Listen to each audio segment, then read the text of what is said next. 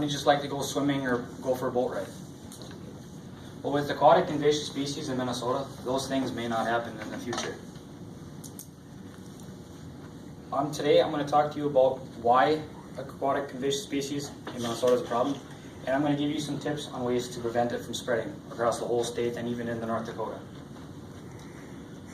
According to the U.S. Fish and Wildlife Services, an invasive aquatic species is an aquatic organism that invades an ecosystem beyond its historic range.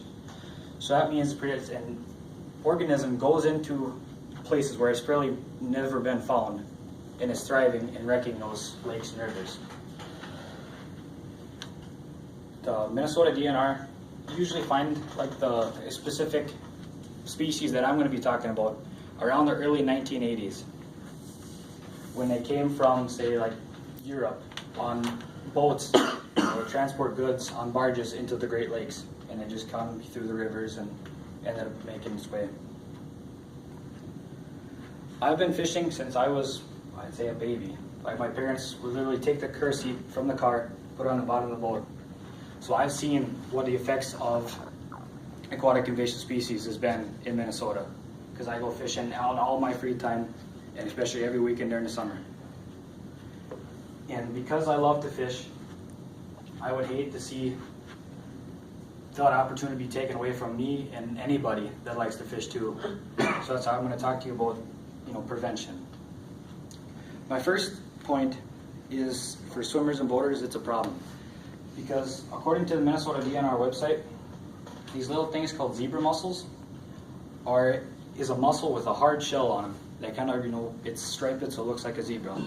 And when swimmers try to walk along the bottom, it cuts their feet. And because of that, you can get infection in your feet, and there has been like amputation cases. And for boaters, there's another invasive species called the Eurasian water milfoil. And that it grows so strong and so thick that boats can't travel past it.